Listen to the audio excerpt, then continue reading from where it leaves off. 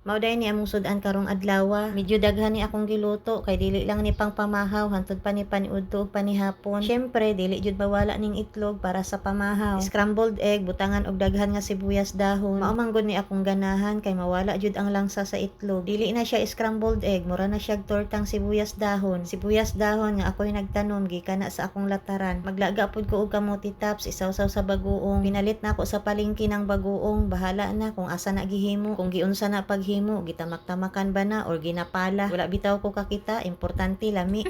Maglaga po dahil kog okra, isawsaw gihapon sa bagoong. Samot pa jud kalami ng bagoong, labi nagbutangan og kamatis og sibuyas. Butangan pod og loya, tas pusaan og kalamansi. Aw, maskin wala na kay isawsaw, bagoong na lang imong sudanon. Naglaway na mo no, kabalo ko.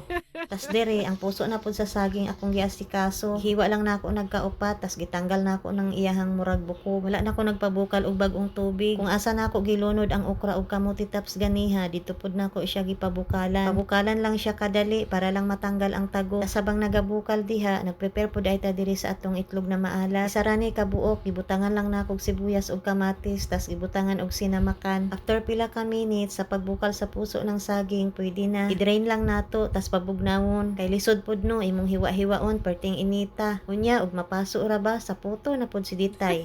Humana na pod ay natog timpla ang bagoong. Murag dili na gud nako ipadayon og hiwa-hiwa ning puso ng saging. Kay pagkahuman nako timpla sa bagoong, lami nakaayo ikaon. Pagkahuman og hiwa-hiwa sa puso ng saging, pugaan lang day na siya. Kuti lang galing kaayo siya hikayon pero dili ka mahayan kay lami man, isa pa mukaon among bata. Tas diri timplahan na nato ang atong tortang puso ng saging. Tulo ka itlog, paminta, magic sarap, asin ug asukal gamay lang. Butangan po nato og harina 2 ka kutsara. Syempre imikos-mikos lang insan. Dungagan nato og itlog isa lang kay kulang. Murag dry ra siya, mas lami man gud tong basa-basa. O inyong huna-huna ha.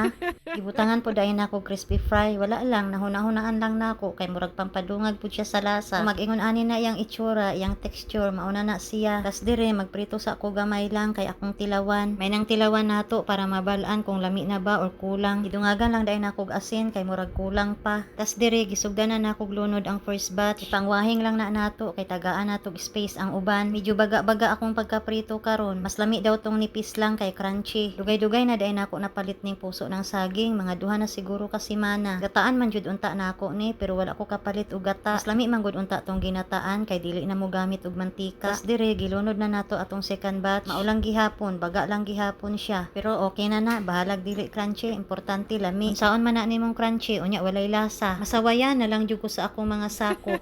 Syempre dili jud na malimtan ang atong sawsawan. Labi na ang kape nga gikan pagkulaman, kahumot na lang jud, wala pa jud ko ka move on. Isagula na ako nagatas kay dili pud ko gusto pure kape lang. Ako lang isa nagkaon kay among bata naguna-una na ganiha habang galuto ko. Tas ang maldita tuwa natulog pa. Mukaon ra na unya, tiguwang naman na. Kalami na lang jud, lami jud tanan, labi na ning kamuti tops. Lami pud ang tortang puso ng saging. Syempre ako ko'y nagluto no, lisod pud.